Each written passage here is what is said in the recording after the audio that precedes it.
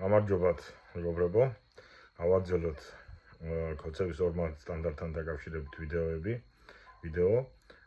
მოკლედ, რამოდენიმე თვის წინ დაახლოებით ივნისში კორუფციასთან დაკავშირებით დაიჭირეს ეკონომიკის ყოფილი მინისტრის მოადგილე, რომელიც ასეულობით მილიონი მოიპარაო და გამოდის, რომ ასე ამდენი წლის განმავლობაში თუ მან ეს თანხა დააგროვა და მოიპოვა, გამოდის, რომ სისტემა იყო კორუმპირებული და აქედან გამომდინარე სისტემა მისცა მას ამის მოპარვის უფლება. ასევე დააკავეს ბაჩიაშვილი ბიძინაზე ფულის მოპარვისთვის, ასევე იყო პროკურატურაში და სხვადასხვა მთავრობის წარმომადგენლების მიერ კითხვები გიორგი კვირიკაშვილის და ღარიბაშვილის მიმართ.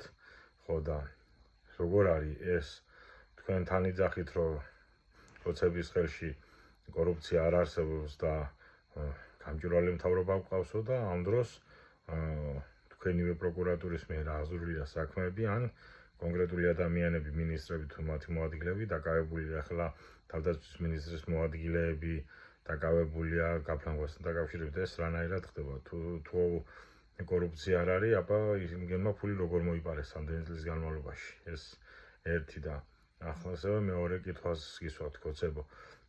სააკაშვილის დროს უცხოელი ოფიციალურად საქართველოში იყო დაახლოებით 25,000 ადამიანი, 25,000 რეგისტრირებული. ხოლო ეხლა თქვენივე საქსტატის მონაცემებით ეს ციფრი არის დაახლოებით 250,000-ზე მეტი. ხო და მაშინ ვენებს იმაშვებოდით, იჭრიდით, რომ აი სააკაშვილი უღუპავს და დაგვანგრევს და დაგვაქცევს და ეხლა აღარ იმაშვება ხო საქართველო თუ ბიძინა გაყიდის სამშობლოს და თუ ბიძინა ჩამოასახლებს რუსებს, ამ შემთხვევაში ჩუმად უნდა იყოთ ხო კოცება? თქვენი ორმაგი სტანდარტი რა ვთქვი რა. გამოიწერეთ ხალხო იდეატივი, რათა ბევრს მივაწვდინოთ ეს ჩვენი აზრი და იქნებ კოცების ეს